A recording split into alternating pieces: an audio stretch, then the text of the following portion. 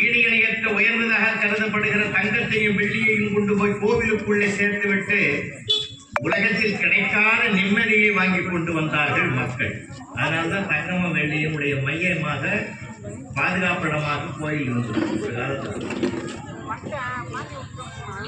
பிரச்சனை என்றது இருக்கத்தான் செய்யும். யாருக்கு பிரச்சனை இல்லை சார், எல்லாருக்கும் பிரச்சனை இருக்கு. ஒரு ஞானி இடத்துல ஒருத்தன் போய் கேட்டான், சுவாமி எனக்கு பிரச்சனை இருக்குது, என்ன பண்றது? மனுஷன் சரியில்லை பார்த்தாரு, ஒரு டம்ளர் தண்ணி எடுத்தாரு, ஒரு உப்பு போட்டு ஒரு வாய் குடிச்சுட்டு தூக்கிட்டான்.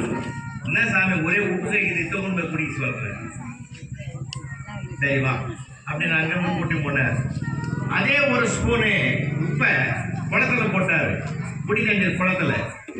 இப்ப இதுல போடு, இதுல போட்டால இதுல ஒரு டம்ளர் எடுத்து குடின்னு குடிச்சான்.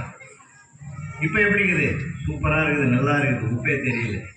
அவதான் சொன்னாரு, உன்னுடைய மனதை டம்ளர் ஆக்கினா அது உப்பு கைக்குண்டா, உன் மனசை குளமாக்கிக்கோ, அந்த பிரச்சனை உனக்கு தெரியவே தெரியாது. எல்லாருமே நம்ம பார்க்கிற பார்வையில தாங்க, நம்ம பார்க்கிற பார்வையில தாங்க நம்ம மனசுல எந்த அளவுக்கு அதுக்கு விஸ்வரூபம் கொடுக்கிறோமோ அதை வச்சுத்தான் அதனுடைய உயரமும் அகலமும் ஆழமும் தெரியும். பிரச்சனைகள் நிலைமை ஏதாவது தவிடுபடி ஆகிடும், கவலைக்கு கவலைப்படாது, அது மருந்து அல்ல. அதனால்தான் நம்ம வணங்குகிற கடவுள் கூட வைத்தீஸ்வரன் சார். பல்கலைக்கழகங்கள் எல்லாம் பட்டங்கள் கொடுக்கும், திருக்கோவில்கள் தான் பண்பாட்டு கையில் கொடுத்தாங்க. ஒரு மனிதனை எப்படி வாழணும் ரொம்ப அருமையாக அழகாக பிள்ளை சொல்லிச்சுப்பார்.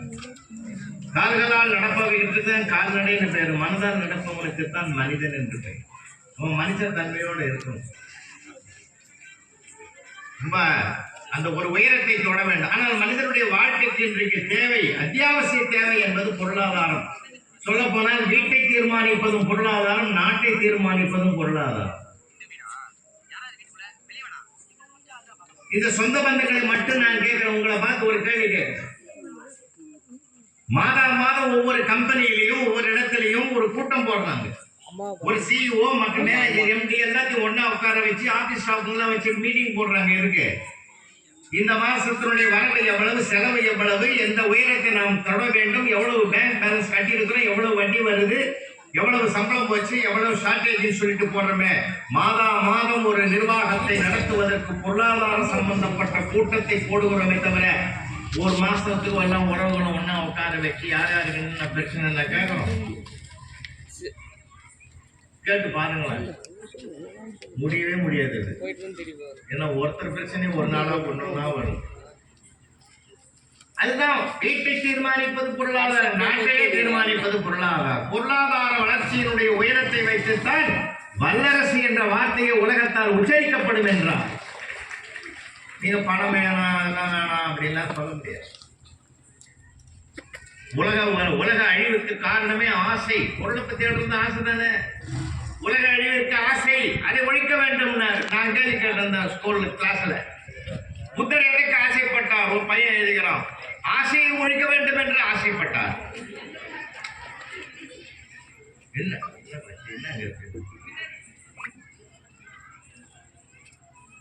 எதுக்கு சொல்றேன்னா, அந்த ஆசையை ஒழிக்க முடியாது. அதனால்தான் அருமைக்குரியவர்களை மனவளக்கலையை இந்த மண்ணுக்கு வையகத்துக்கு தந்த அருட்தந்தை வேதாத்திரி மகரிஷி அவர்கள் தன்னுடைய மனவளக்கலையில் எழுதுவார். ஐந்தொழுக்க பண்பாடு என்ற ஒரு அமைப்பின் கீழே 5 கருத்துக்களை எடுத்து எழுதுகிற போது அதில் ஒன்று என் நெஞ்சத்தை கவர்ந்த ஒன்று. ஆசையை ஒழித்துவிடு என்று புத்தர் சொன்னார்.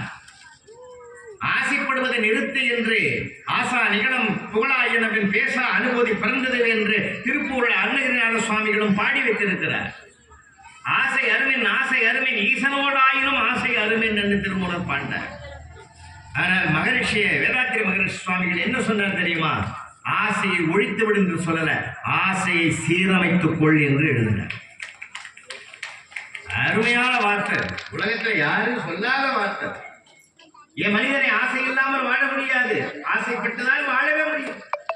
ஆசைப்பட்டுதான் திருமணம் செய்து கொள்ள முடியும். ஆசைப்பட்டுதான் பிள்ளைகளை பெற முடியும். ஆசைப்பட்டுதான் பிள்ளைகளை வளர்க்க முடியும். சொந்தமும் பந்தமும் உறவுகளும் சொத்தும் எல்லாமே ஆசையினால் வரக்கூடிய செயல்பாடுகள் தான். ஆசைப்படாமல் வாழ முடியாது. அந்த ஆசையை சீரமைத்துக் கொள். ரொம்ப அற்புதமான வார்த்தை.